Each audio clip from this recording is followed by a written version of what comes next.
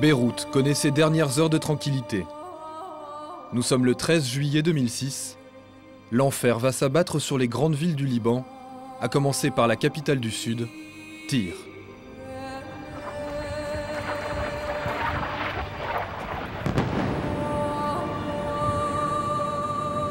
L'aviation israélienne commence le bombardement systématique du Sud-Liban.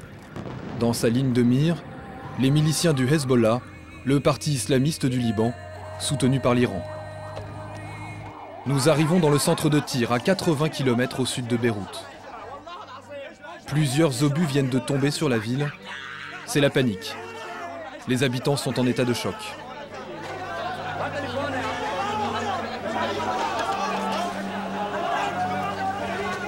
Pour se protéger des bombardements, certaines familles s'étaient réfugiées dans les abris en sous-sol. Leur immeuble s'est effondré sur les caves.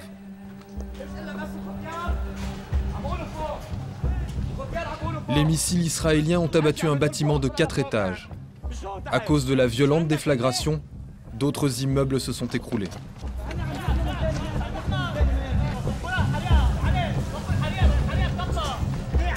Des habitants cherchent à main nue leurs proches dans les décombres.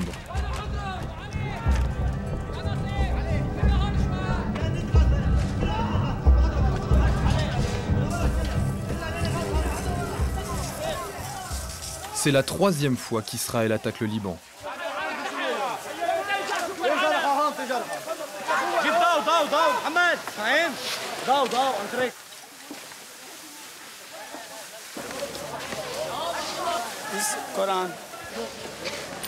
خلي اوروبا كلها تعرف اللي مش عارف الشعب الاوروبي يعرف انا عدنان مرتضى عم بحكي انا اخر واحد نزل من البنايه ضربوا القران اجوا ضربوا القران خلي كل واحد بالعالم يعرف look please look Regardez, regardez s'il vous plaît, filmez ça. Vous allez comprendre pourquoi nous haïssons les Américains maintenant. Je ne suis pas un homme politique. Je suis un simple médecin. C'était ma maison. C'est toute ma vie, c'est chez moi. Le Liban, c'est chez moi. Israël nous assassine. Israël nous bombarde. Israël détruit tout ici. Les forces israéliennes étaient visiblement bien renseignées. Ce bâtiment abritait des bureaux du Hezbollah, la milice chiite. D'ailleurs, nous découvrons très vite que ces hommes en sont membres. L'homme au talkie-walkie a repéré notre caméra. Nous ne sommes pas les bienvenus.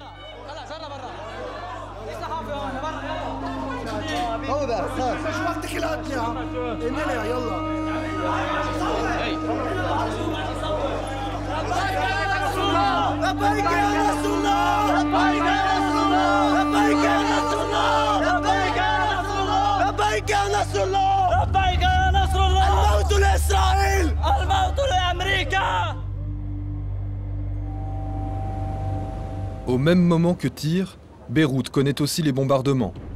Un premier exode commence sur ce ferry, celui des Français, direction Chypre. Après une nuit de traversée, il fait ici une chaleur à tomber. Les 900 passagers entassés n'ont qu'une idée, débarquer au plus vite. Entre eux, la tension monte.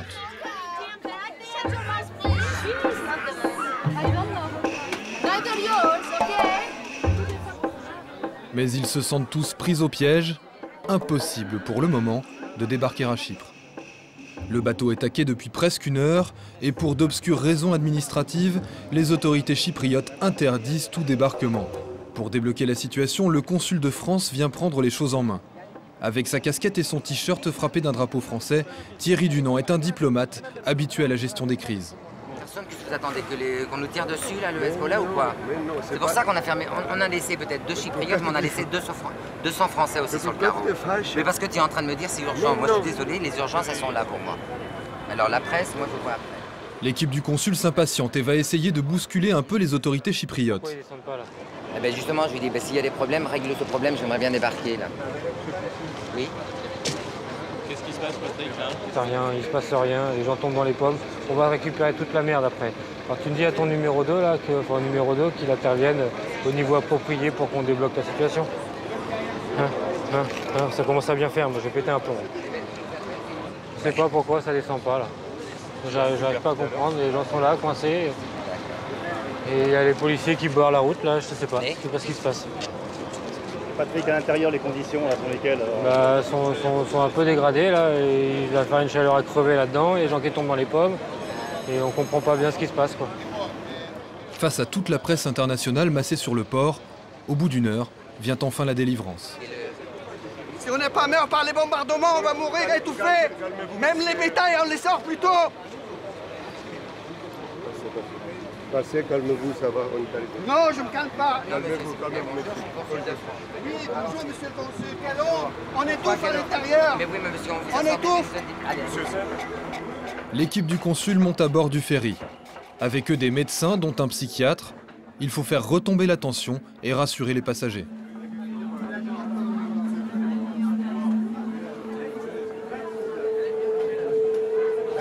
Il faut que les gens sortent, là, si tu veux, c'est intenable. Moi je vais en bas parce qu'il y en a qui sortent qui sont... L'évacuation peut enfin commencer. Reste maintenant à porter secours aux personnes les plus vulnérables, les plus gravement atteintes. Prends ton sac, regarde. Monsieur, là, regarde. T'as l'aider, là. Où ça? En assistance respiratoire. D'accord. Monsieur. Attendez, il y a une assistante respiratoire. Madame, assistance respiratoire, je suis ici la procédure. Bouchonne en bas ça bouchonne. On ne va pas vous lancer dans l'eau. Donc attendez 5 minutes, s'il vous plaît. L'équipe du consul part à la recherche d'un jeune garçon blessé à la colonne vertébrale pendant les bombardements. Mais dans l'affolement, pas facile de retrouver sa cabine. Attendez un petit peu, ne vous remuez pas tous.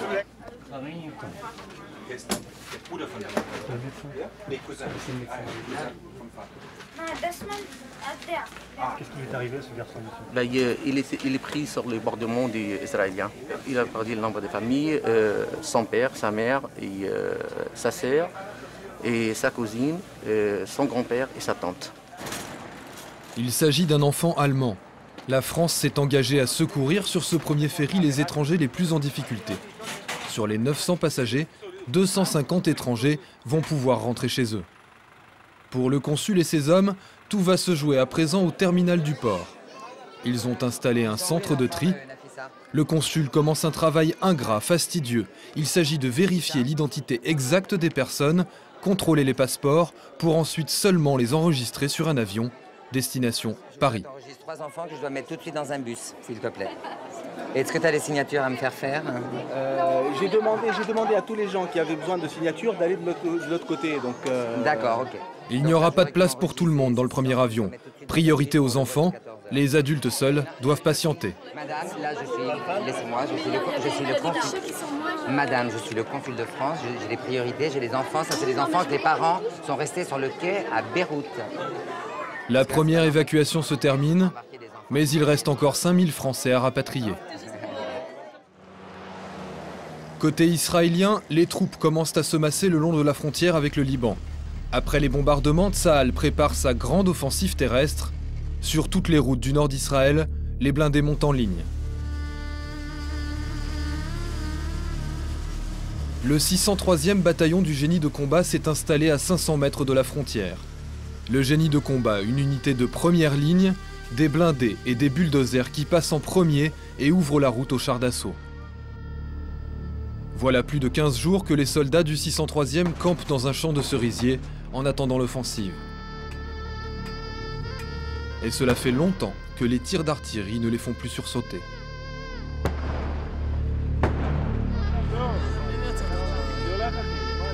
Moyenne d'âge, 21 ans. Ces soldats sont presque tous des appelés du contingent qui doivent 3 ans de service militaire à leur pays. La guerre pour 700 shekels par mois, à peine 120 €. À part des opérations dans les territoires palestiniens, ils n'ont jamais connu les combats. À 27 ans, Roy Nahari est déjà capitaine. C'est lui qui va commander l'avant-garde. Sous ses ordres, une soixantaine d'hommes et une douzaine de véhicules qui devront ouvrir un chemin à travers les villages tenus par le Hezbollah.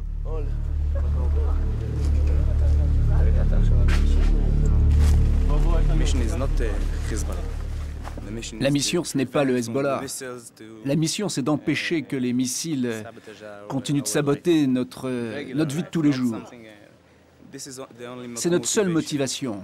Pas d'anéantir le Hezbollah, pas d'aller au combat ou à la guerre. Personne ici, aucun de mes soldats, je peux vous le garantir. Aucun de mes soldats n'a envie de partir à la bataille et de s'exposer au feu ennemi. Dans l'unité, il y a aussi Avi, 21 ans. Avi aurait dû fêter la fin de son service militaire hier soir, mais la guerre en a décidé autrement.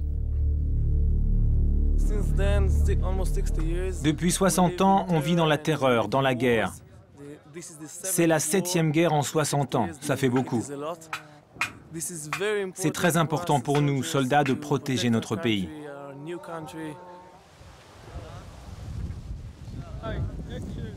Cours, cours! Ultime entraînement avant de partir au front. Tom vient d'avoir 20 ans, il est infirmier dans la compagnie qui va rentrer ce soir. Pour lui, cet exercice de sauvetage n'a rien d'un jeu. Tourne, tourne, ça suffit.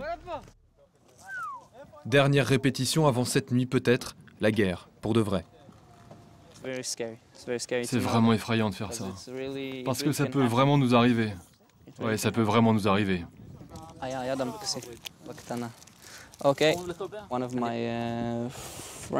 Un de mes amis a utilisé cet équipement il y a seulement quelques jours. Un des soldats de son unité a eu la mâchoire arrachée par un éclat d'obus. Mon ami lui a sauté dessus et il a commencé à le soigner.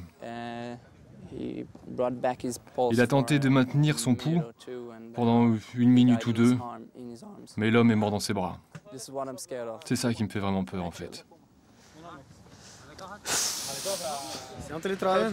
Cette nuit, Tom et sa compagnie vont rentrer au Liban pour une mission d'au moins 4 jours. Une mission qui va bouleverser leur vie. Sur les villes du nord d'Israël, les sirènes hurlent 20 fois par jour. Alerte à la roquette. C'est de là que vient le danger. Derrière ces crêtes qui matérialisent la frontière, les Katyushas du Hezbollah frappent aveuglément et retombent au hasard sur une maison, dans un champ. Après chaque alerte, l'artillerie israélienne répond aux canons et aux missiles longue portée. Ping-pong mortel. Ma'alot, une ville israélienne de 23 000 habitants à 9 km de la frontière. Les 2 tiers de la population ont fui la ville dès le début des bombardements. Les employés municipaux, eux, ne se sont pas enfuis. Ils campent depuis 3 semaines dans le sous-sol de la mairie. Shlomo Bourbout, le maire de Ma'alot, n'en finit plus de compter les roquettes du Hezbollah. 120 en un mois, une moyenne de 4 par jour. Regardez, tous les points en rouge, c'est des Katyushas qui sont tombés ici à Ma'alot. Les jaunes, c'est les Katyushas qui sont explosés les maisons. Et nous, on ne veut pas de la guerre. Et si on doit faire la guerre avec les terroristes, on doit le faire. C'est pour ça qu'on dit maintenant, à l'État, il doit continuer jusqu'à on termine cette situation avec le Hezbollah. On veut un peu de silence ici, dans la frontière de Liban. Tous les jours, monsieur le maire parcourt les rues de sa ville pour mesurer l'ampleur des dégâts. Tiens, c'est pour toi. Qu'est-ce que c'est? C'est un fer de Katyusha. Tu as vu ça? Là aussi, il a tombé un Katyusha. Il avait une voiture là. Ça. Les occupants de cette maison ont eu de la chance. Une Katyusha est tombée sur le toit, sans faire de victime. Elle est tombée il y a combien de temps, celle-là? 2 heures. 2 heures à peu près. Le maire constate les dégâts. Quant au propriétaire, il est fataliste.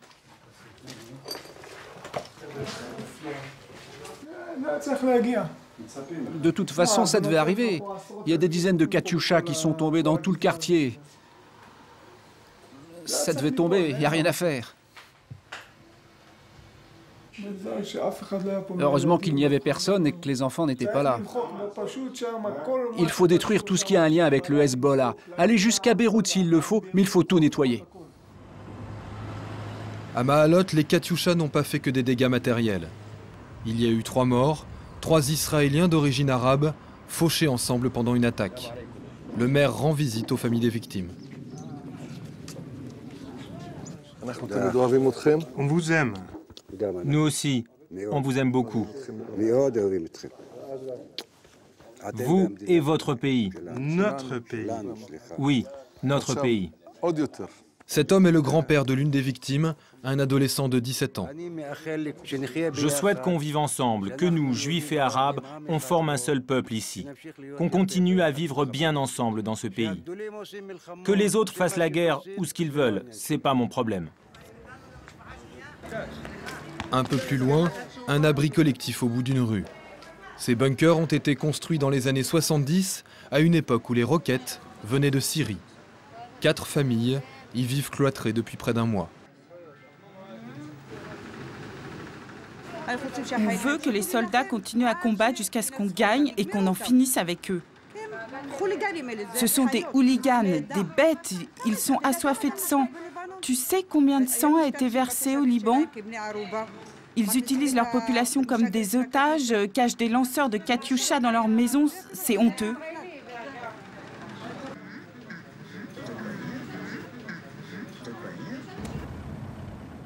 Mais pour l'instant, le drame se joue au sud du Liban. Les bombardements israéliens ont détruit les principaux axes routiers et de nombreux ponts. Pour les civils, une seule obsession, s'enfuir vers le nord par les petites routes de campagne. Mais très rapidement, l'afflux des milliers de voitures crée des embouteillages monstres. Il y a près d'1 million de déplacés.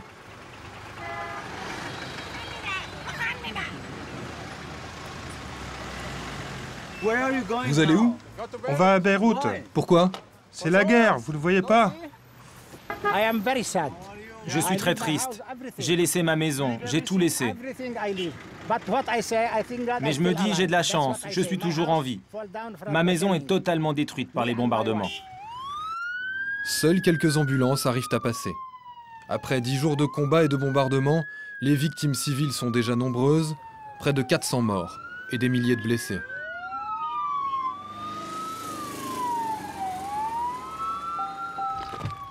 Les plus démunis font la route à pied, une route longue et périlleuse, car les obus israéliens continuent de tomber.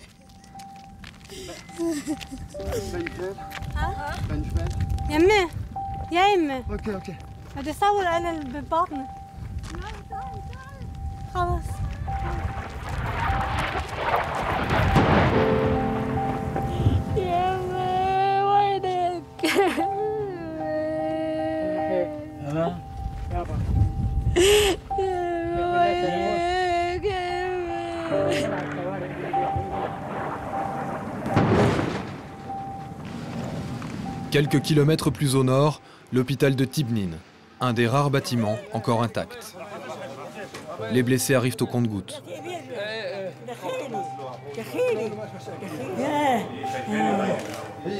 Mais l'hôpital n'a plus de médicaments pour soigner les victimes. Les violents combats empêchent l'arrivée de toute aide humanitaire et les bâtiments se transforment peu à peu en camps de réfugiés. Des familles font une brève halte pour reprendre des forces avant de continuer à pied leur fuite vers le nord.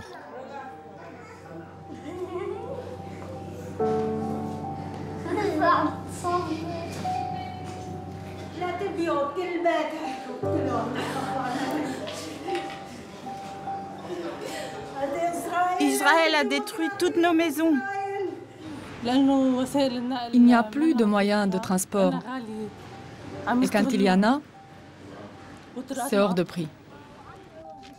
Amal, la femme enceinte que nous avions croisée à pied sur la route, a finalement réussi à trouver une ambulance pour se rendre à l'hôpital. Elle doit accoucher dans 2 semaines.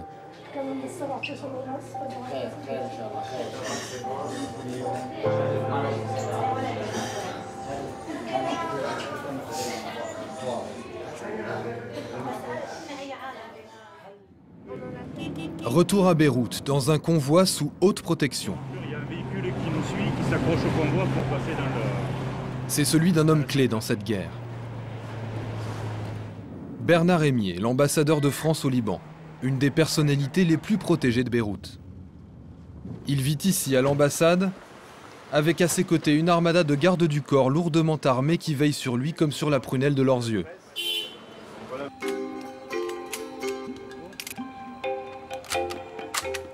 À la tête de ces hommes, un policier, Roland Balcerzac, 44 ans, chef de la sécurité de l'ambassade depuis un peu plus d'1 an. Il ne lâche pas son patron d'une semelle, y compris dans les réunions de crise. Depuis le début de la guerre, Bernard Rémier veut sortir un maximum de Français hors du Liban, même si cela doit embouteiller le port à Chypre. Il faut adapter le dispositif d'accueil à Chypre. Faire descendre 4000 personnes dans la même journée à Chypre, ça va être difficilement gérable. Cher monsieur, pour moi l'essentiel, c'est de sauver la vie des gens au Liban. Que ça soit pas gérable à Chypre, je m'en fous. Ok ? Il faut utiliser à plein les capacités que nous avons ici, tant qu'elles sont là, pour sortir des gens. Que les gens se plaignent ensuite d'être sortis comme du bétail à l'arnaca, mais ils seront sortis vivants. Et on va essayer effectivement de mettre le maximum de gens, même si à Chypre, notre ambassadeur et notre dispositif a du mal. Je comprends et je respecte les difficultés, mais il faut savoir où sont les priorités. La priorité, elle est ici, dans une pièce voisine, le centre d'appel. C'est ici qu'arrivent les demandes de secours des Français en difficulté. Les employés ont dû répondre à 14 000 appels dans les premiers jours.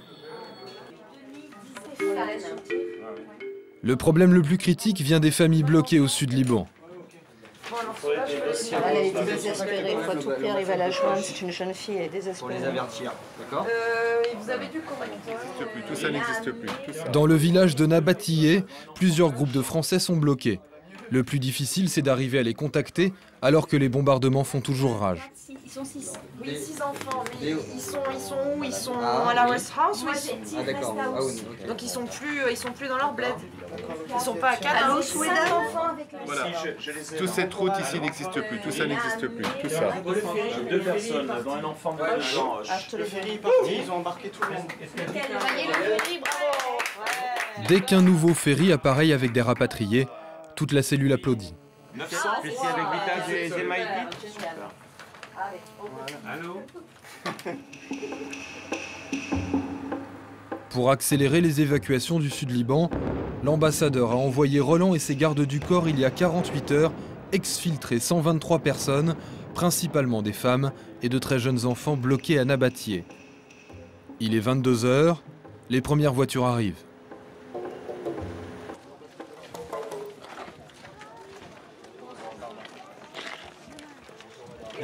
Bonjour les enfants.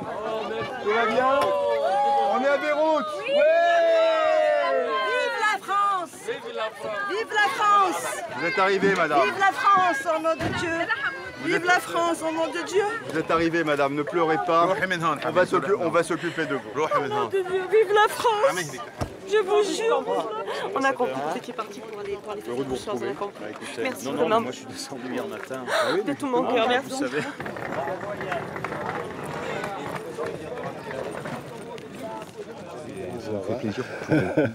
Bernard Rémier s'isole quelques instants avec ses gardes du corps pour les féliciter. C'est ce qu'on ressent.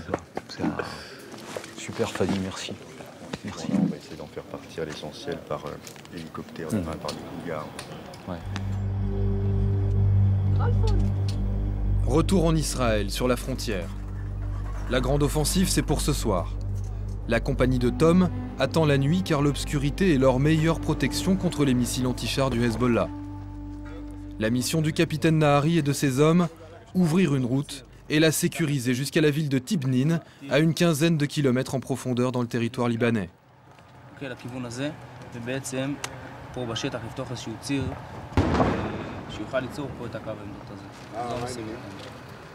Le départ est imminent. Le capitaine Nahari rejoint son Puma, un blindé de 50 tonnes. Tom, l'infirmier, est déjà à bord avec tout l'équipage. Ils seront 8 à s'entasser avec armes et bagages dans un habitacle de 4 mètres carrés. Où tu veux que je mette ça? C'est la guerre vraiment, c'est petit, on n'a pas assez de place. Donne-la-moi, donne-la-moi. On n'en a pas besoin, on en a déjà une. Quoi, une seule bouteille pour tout le Shabbat? Et combien il t'en faut? Tu veux qu'on se saoule? Notre nourriture? Regarde, voilà ce qu'on va manger pendant les prochains jours. Des rations de combat. Du thon, du maïs et plein d'autres choses.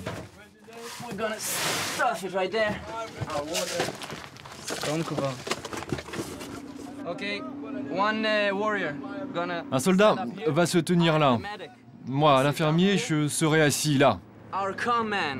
Notre radio, le soldat qui gère les communications, il sera là-bas. Notre officier se tiendra debout ici, et notre conducteur là-bas, devant. Et voici Ran, le conducteur, 20 ans tout juste, et une lucidité à toute épreuve sur la résistance de son blindé. Les missiles comme le Sager, le Cornet et les lance-roquettes peuvent pénétrer le blindage du Puma et nous tuer tous. J'ai demandé au capitaine Nahari qui sera le premier à mourir s'il nous tire dessus à la roquette. Il m'a répondu le conducteur.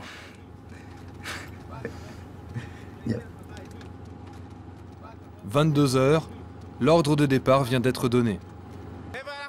On y va? On y va? Tu restes là? Tu sais comment faire marcher ça? Tu te souviens? Ok, Atia. Tom, on peut y aller?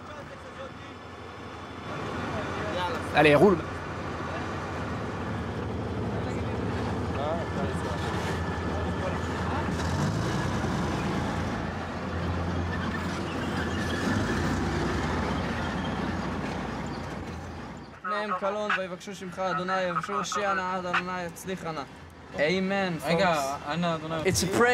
C'est une prière qu'on dit avant de partir à la bataille. Qu'est-ce que ça dit? Que notre Seigneur soit avec nous, qu'il nous aide, qu'il nous mène à la victoire. Quelque chose comme ça. Et qu'il sauve nos vies. Quelques mètres avant la frontière, les puissants chars Merkava éteignent leurs phares. Ils progressent désormais dans l'obscurité totale grâce à leur système de vision nocturne.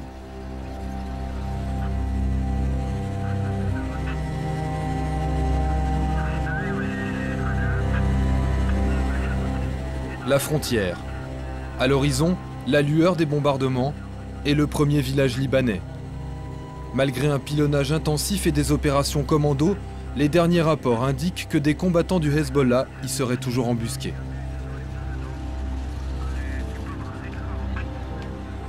Premier arrêt, en pleine campagne.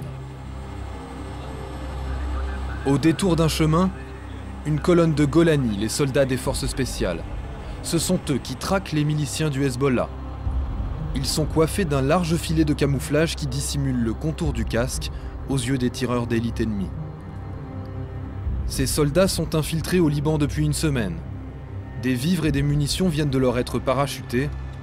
Le capitaine Nahari et ses blindés assurent la couverture pendant le ravitaillement. Il y a beaucoup de combattants du Hezbollah dans le coin? On espère que non, hein. Mais c'est un sale coin par ici.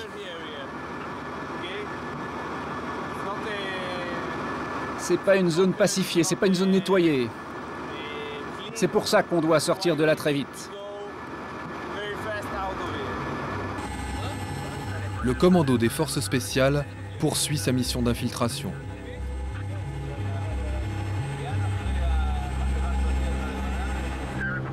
Et la plongée en territoire hostile continue, dans l'obscurité totale. Une progression très lente. À chaque mètre, l'angoisse des mines ou du missile anti-char. Dans l'obscurité claustrophobe du blindé, les heures s'écoulent au ralenti. Jusqu'ici, tout va bien.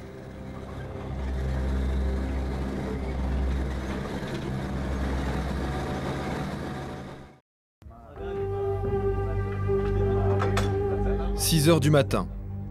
Les blindés de la compagnie font halte dans un repli de terrain. Nous sommes sur les hauteurs d'Aïtaroun. Comme tous les villages de la frontière, l'endroit est aujourd'hui désert.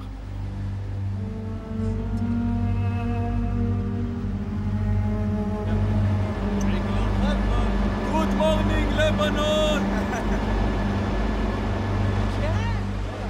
Les soldats de la compagnie l'ignorent sans doute, mais il y a 3 semaines, un bombardement de l'aviation israélienne a tué ici 7 civils, tous membres d'une même famille.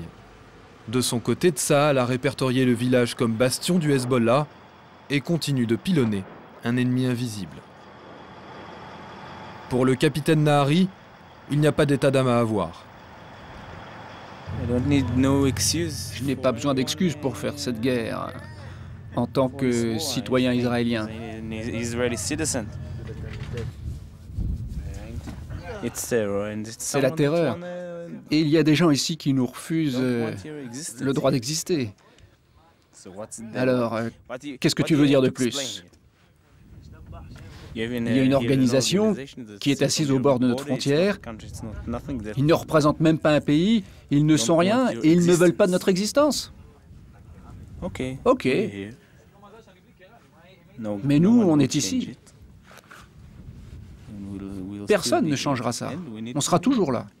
Et on a besoin de se défendre.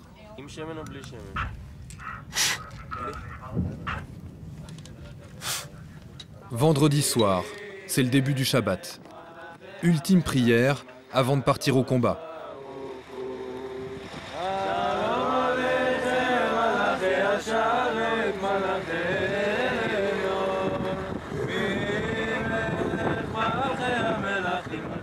Pas de trêve pour l'artillerie israélienne. Dans le ciel, des missiles volent vers leur cible. La prochaine étape, c'est Binjbeil, la capitale du Hezbollah dans le sud Liban. Il y a quelques jours, 9 soldats y sont morts dans de violents combats de rue. Nahari et ses hommes savent que demain sera une journée à haut risque.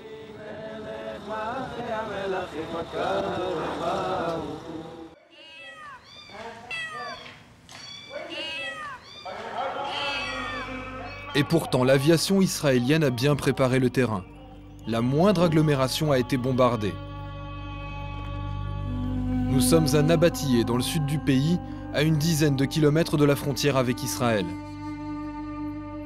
Il n'en reste rien. C'est un fief du Hezbollah. D'ici sont parties de nombreuses roquettes vers les villes du nord d'Israël. La ville comptait 15 000 habitants, elle est à présent presque déserte, totalement isolée du reste du Liban.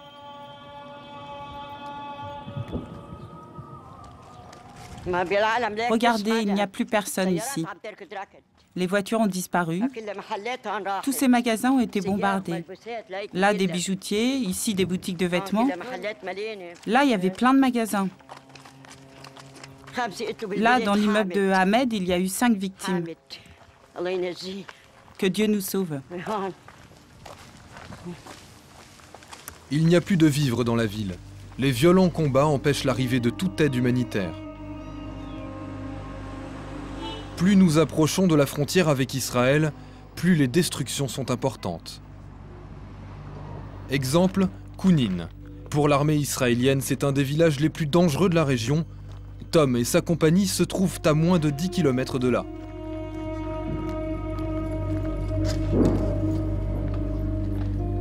Apparemment tout a l'air calme, mais Kounin reste sous surveillance permanente de Tsahal.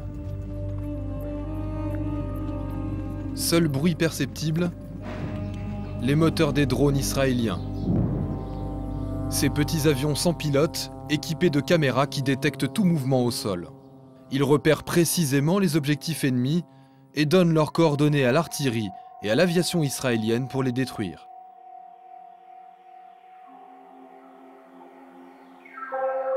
Là, c'est un groupe de piétons qui a été repéré. Plus loin, c'est un bâtiment qui va être pris pour cible.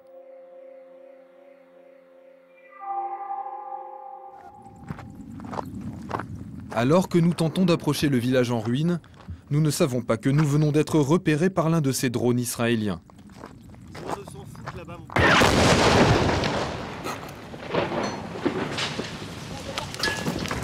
Une deuxième bombe va s'abattre un peu plus loin.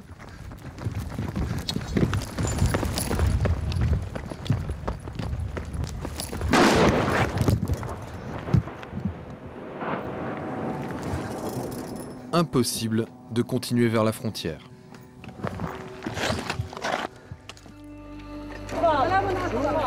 Le bombardement le plus dramatique a touché Cana, à une vingtaine de kilomètres de là. Les missiles se sont abattus sur une des écoles de la ville. Selon l'armée israélienne, le Hezbollah a utilisé le village comme base de tir de roquettes et a décidé de pilonner ses immeubles. 28 personnes sont tuées, dont 16 enfants. Ce massacre soulève une vague d'indignation dans le monde entier. Retour à l'ambassade de France à Beyrouth avec l'équipe de sécurité. Leur chef, Roland, a monté une nouvelle opération d'exfiltration. Avec le renfort d'un commando de l'armée française, il repart au sud Liban rapatrier 97 personnes. Une mission périlleuse, les routes principales ont été détruites, il faut emprunter les pistes secondaires, contourner les obstacles et ne pas se faire prendre sous les tirs de bombardement. Roland espère que son drapeau français protégera le convoi. Arrivé à Nabatieh, dans le lycée franco-libanais. Les familles attendent les secours ici depuis près de 5 jours. Qui nous accompagne dans ce déplacement et dans cette mission difficile. Donc la directrice et chef du centre de regroupement et qui tient la baraque depuis 10 jours avec courage et abnégation. Félicitations. Oui, abnégation, je ne sais pas. Mais... Quand même. Nous, on va prendre avec l'infirmier les gens sous le préau afin de leur faire passer le message d'arrivée. Ils sont hyper stressés. Il faut les regarder de près parce qu'on a distribué un petit peu. On a eu des médecins, là, ils ont donné un peu de l'exotomil. Mais ils sont hyper stressés. Roland fixe les consignes aux familles en vue de leur évacuation. Notre but est également de faire baisser la tension. On va vous demander d'être discipliné, rigoureux et de nous écouter parce que rien ne se fera correctement sans ordre. Les policiers sont venus avec des vivres et du matériel de première nécessité. Le lycée continuera d'être une zone de regroupement pour d'éventuels nouveaux ressortissants. Il faut le tenir par en bas celui-là. Hein. Voilà. Le calme semble revenu, mais soudain dans la cour de l'école, les adultes donnent l'alerte.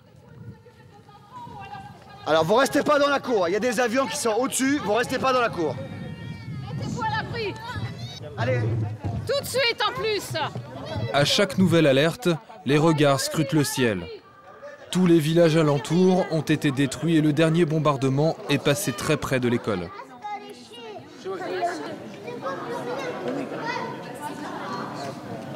Hier, on ne pouvait pas dormir, faire 4 heures, 5 heures. On ne pouvait pas dormir parce que les Israéliens tapaient tout ça. Ils bombardaient toutes les montagnes à côté de nous. C'était très dur hier. Cette nuit, pour la première fois, les enfants vont pouvoir dormir tranquillement. Il n'y aura pas de bombardement. Ça n'était pas arrivé depuis 10 jours.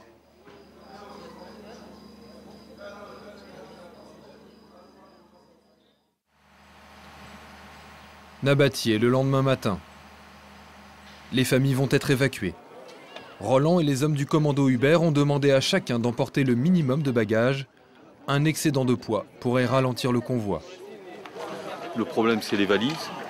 Il faut bien comprendre qu'entre une personne, un enfant, un bébé et une valise, on n'a pas le choix. Donc il y a des sacrifices à faire et ils doivent les faire. C'est une séparation aussi. Voilà. Dans quelques minutes, ces familles prendront la route pour échapper à l'enfer. La directrice du lycée a décidé de rester sur place. Le convoi quitte la zone direction Beyrouth. Roland doit repérer un itinéraire sécurisé. Les pistes sont jonchées d'obstacles, de munitions non explosées. Tous craignent de sauter sur une mine.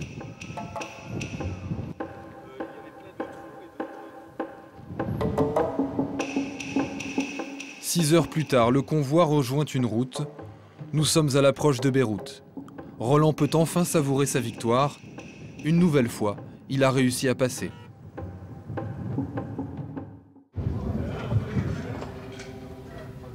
Ainata, banlieue nord de Binjbeil, une ville fantôme.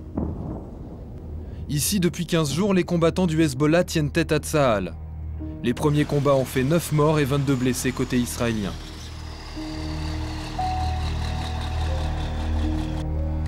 Une guérilla urbaine, un ennemi invisible caché dans les maisons en ruine.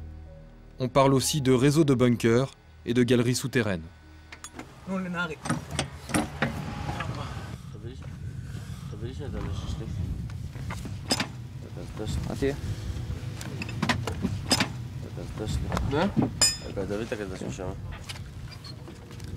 Good morning and Shabbat Shalom. Bonjour et Shabbat Shalom. Les hommes de la compagnie de Nahari doivent apporter un soutien à l'infanterie déjà présente sur place. Il y a eu des combats cette nuit dans le secteur et des fantassins israéliens sont blessés. Dans cette école en ruine, Tom et les autres infirmiers de l'unité vont installer un hôpital de fortune.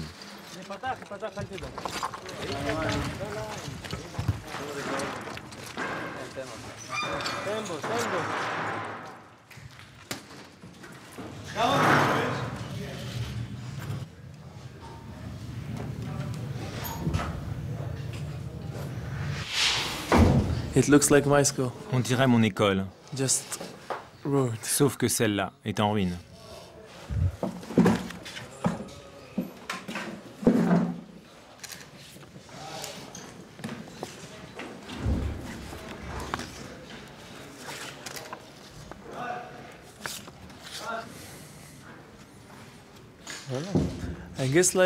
J'imagine que comme toutes les autres écoles du monde, celle-ci était joyeuse et pleine d'enfants. On est tous victimes de cette guerre, victimes du Hezbollah et des terroristes.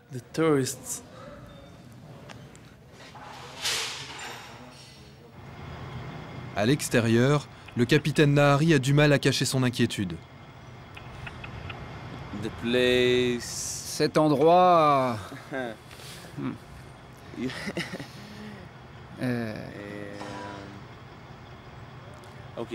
Ok, cet endroit n'est pas sûr. Là où on est maintenant, on a sécurisé la zone, donc tu es à l'abri. Mais ce village n'est pas sûr. Il n'a pas été nettoyé. On n'a pas fouillé toutes les maisons pour vérifier si elles étaient vides. Pourtant, pas le moindre signe de danger. Mais les soldats restent en alerte. Ils savent que la menace peut surgir n'importe où.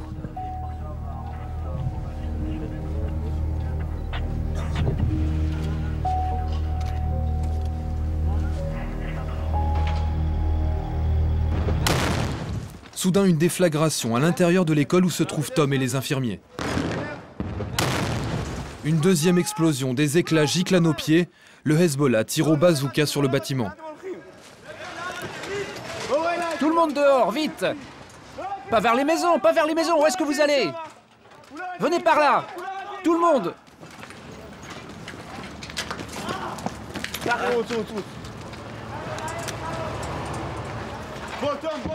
Allez Tom, viens par là, viens par là!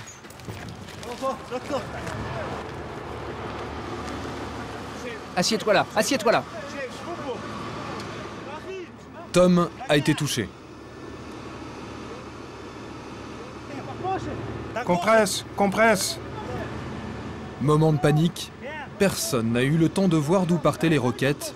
Probablement un tireur embusqué à 300 ou 400 mètres d'ici. Encore une détonation. L'ennemi invisible vient de tirer une troisième fois. Tom, Tom! Donne les ciseaux! Donne les ciseaux! Vite!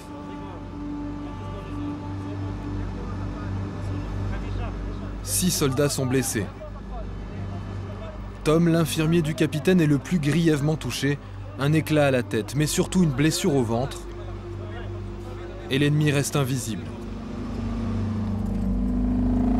Pris de court, désorganisés, les soldats israéliens n'ont même pas eu l'occasion de riposter.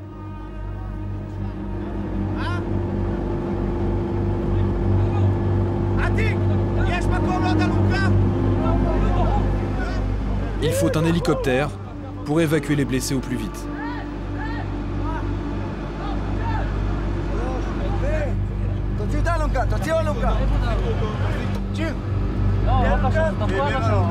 Attention à la poitrine. Tiens-lui la poitrine.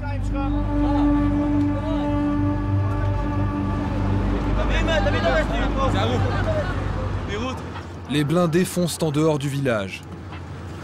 Ils doivent rejoindre un champ où l'hélicoptère pourra se poser.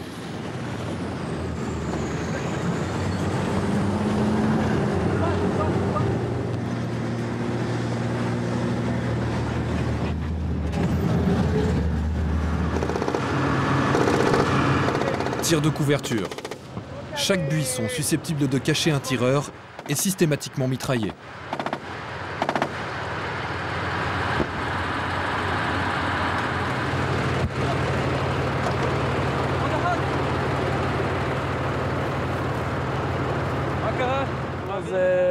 Il y a un missile qui a tapé où les infirmiers étaient installés.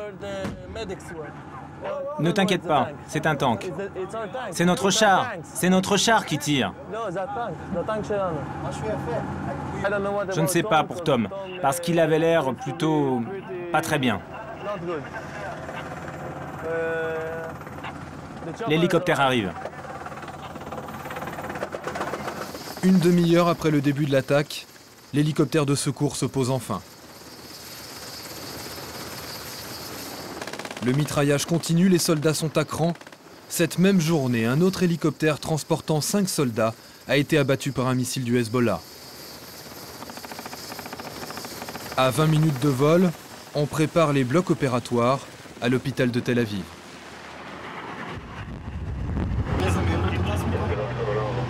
Retour à l'abri précaire que forment les bulldozers et les chars d'assaut sur la place du village. Dans le blindé du capitaine Nahari, l'ambiance est tendue.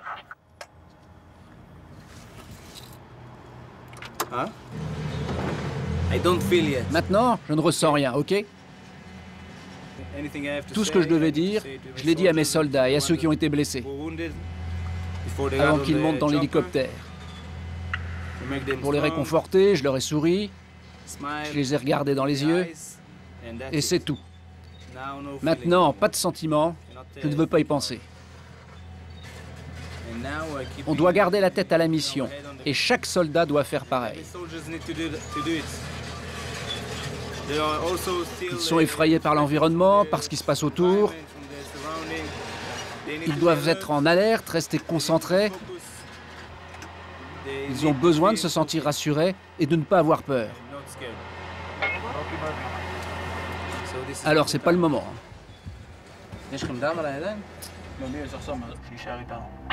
La compagnie est bloquée entre les maisons. Il faut désormais attendre l'obscurité pour évacuer la zone. Dans le garage d'une habitation voisine, voilà le seul signe tangible de la présence du Hezbollah dans les parages. Inscription en anglais, mais il s'agit d'un missile russe de dernière génération capable de détruire un char à 5 km. Rien n'est arrivé aux types qui ont lancé ces missiles.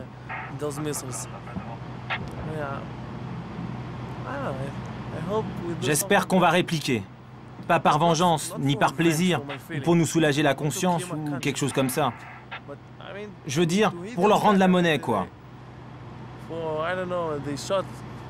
Je sais pas, ils ont tiré 2 ou 3 missiles sur nous. On a des blessés et on n'a pas répliqué. C'est chiant.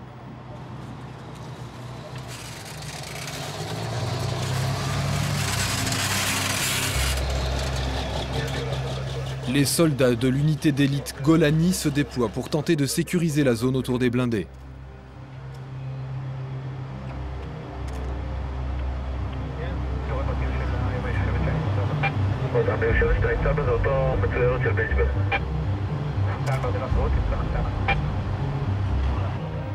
L'équipage est aux aguets. Et soudain les tirs reprennent, cette fois à l'arme automatique.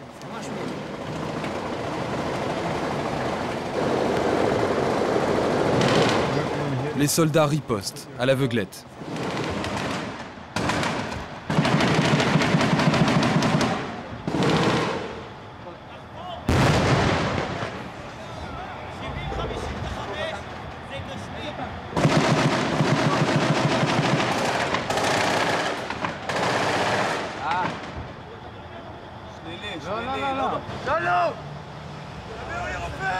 Encore un blessé. Puis après quelques minutes de confusion, la fusillade cesse. Encore une fois, personne dans le blindé ne sait ce qui s'est réellement passé. La nuit est tombée. Il va falloir repartir.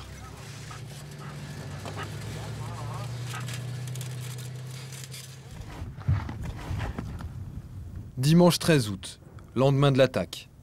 Les rescapés du bataillon 603 ont atteint leur objectif, la banlieue de Tibnin, à 12 km de la frontière. L'ambiance est calme, on parle d'un cessez-le-feu pour le lendemain matin. Les soldats profitent de l'accalmie pour appeler leur famille. Pour la plupart, elles ignorent où ils se trouvent.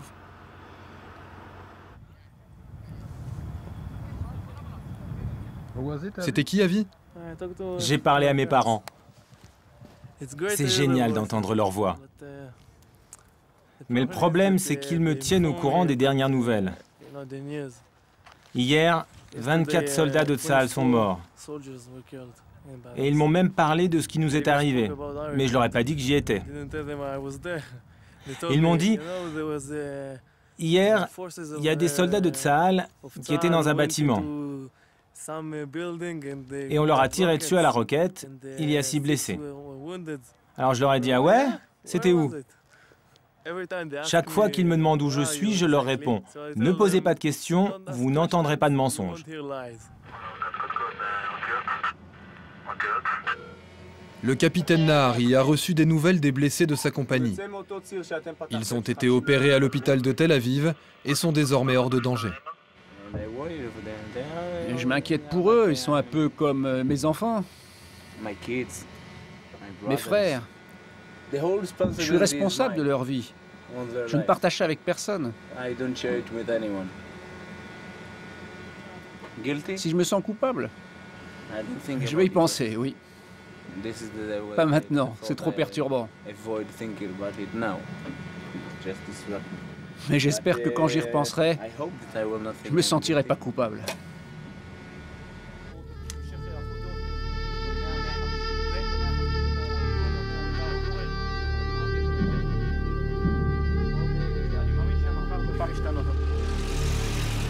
Centre médical Yitzhak Rabin, dans la banlieue de Tel Aviv. C'est ici qu'il y a 3 jours, l'hélicoptère de secours a atterri avec les blessés du bataillon 603. Tom a été opéré en urgence. Sa blessure à la tête était superficielle, mais les chirurgiens ont trouvé 4 éclats de roquettes dans ses intestins. Sa famille est venue lui rendre visite.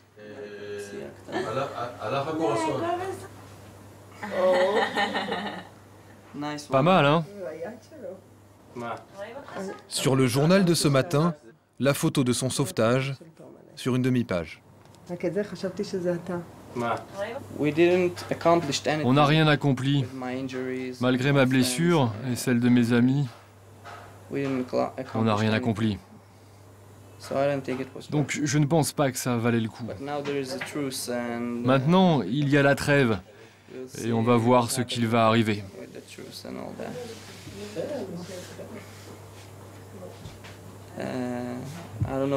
Je ne sais pas si notre action a aidé à quelque chose. Les gens au-dessus de nous contrôlent tout ça et savent si ça a servi ou pas. Moi, je ne sais vraiment pas. On sait que ça ne se terminera jamais.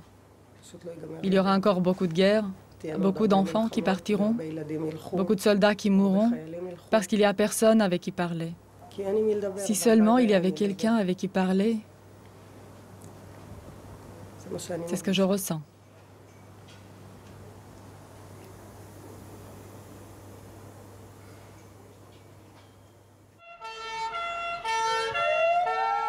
L'évacuation se poursuit. Au port de Beyrouth, un nouveau ferry va appareiller pour Chypre.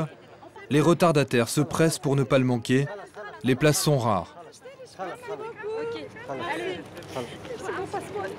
Oui, c'est vous qui l'avez, il est là, je l'ai mis là. Allez, yallah.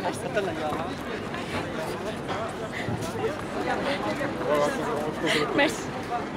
Bernard Rémier est venu assister à l'embarquement.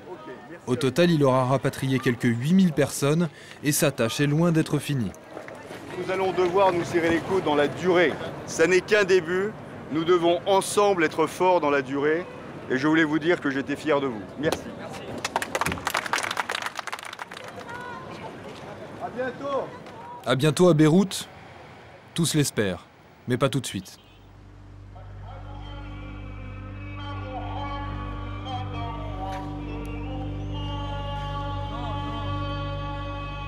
Beyrouth Sud. La trêve est signée depuis à peine 2 jours. Après 34 jours de conflit, le bilan est lourd. 1200 civils libanais tués, des milliers de blessés et des dégâts estimés à plus de 3 milliards d'euros. Peu à peu, les habitants retournent dans leur quartier pour constater l'ampleur des dégâts. Curieuse impression de revivre les destructions de 1982.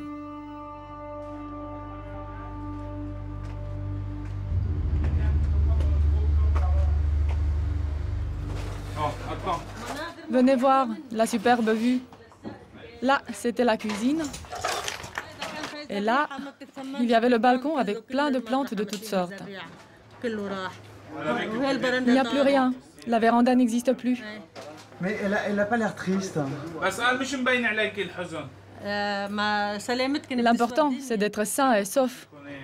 Si on n'a pas l'air triste, c'est parce que la tristesse est dans notre cœur. Au début du conflit, en juillet, le gouvernement israélien était fermement déterminé à combattre la milice du Hezbollah après l'enlèvement de 2 soldats de Tsahal. 1 mois de guerre plus tard, ces soldats sont toujours otages et à Beyrouth, des jeunes filles se promènent avec le drapeau du Hezbollah sur le dos.